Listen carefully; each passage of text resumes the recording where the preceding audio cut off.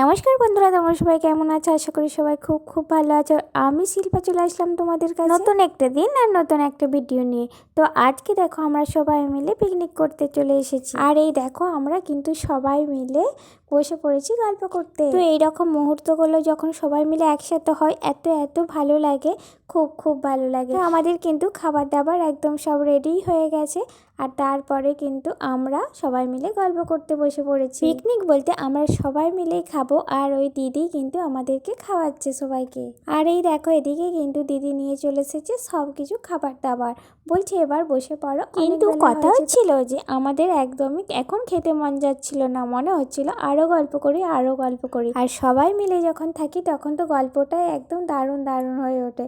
তো যাই হোক বন্ধুরা, আর এই দেখো আমরা কিন্তু সবাই মজা করতে করতে আর এদিকে খেতে বসেও কিন্তু সবার ভিডিও করা আর ফটোশ্যুট করা কমতি হচ্ছে না। যে যেমন পারছে সে তেমন ফটোও তুলছে আর ভিডিও করছে। তো এইসব দিনগুলো চলে গেলেও এগুলো স্মৃতি হয়ে থাকে অনেক দিন পর্যন্ত, তাই না বলো? পরে যখন এইসব জিনিসগুলো দেখা হয় তখন অনেকটাই ভালো লাগে। আরও সেই কারণে তুলে রাখলাম আর আমি ভিডিও দিলাম। আর আমরা কিন্তু বসে পড়েছি ছাদে। আর এটা কিন্তু একদম বাড়িতেই বানানো হয়েছে খাবারটা। আর ছাদে ছিল হালকা হালকা রোদ, বেশ ভালোই লাগছিল শীতের সময়, আর ভালোই লাগছিল রোদে বসতে। আর এই দেখো এদিকে কিন্তু সব কিছুই দিতে আরম্ভ করে দিয়েছে। তো প্রথমে প্লেটগুলো দিয়ে দিয়েছে আর তারপরে কিন্তু সসটা দিয়ে দিচ্ছে। আর ওইদিকে আছে স্যালাড। তো প্রথমে পেঁয়াজটা দিয়ে দিল, তারপরে কিন্তু শসাটা দিয়ে দিল, লঙ্কাটা দিয়ে দিল। আর লঙ্কাটা ছিল প্রচণ্ড ঝাল। তো একজন বলছে লঙ্কা খাও, আমি বলছি না না লঙ্কা আমি খাই না। আর অন্যজন বললো আমি তো অনেক লঙ্কা খাই, এখন আর আমাকে ঝালই লাগে না লঙ্কা খেয়ে খেয়ে। তো এই নিয়ে হাসাহাসি হচ্ছিল অনেকক্ষণ। আর এই দেখো এদিকে কিন্তু দিদি সবাইকে তো আমাদেরকে বলেছিল বুফে সিস্টেম খাবে, আমরা বললাম না দিদির হাতেই খাবো।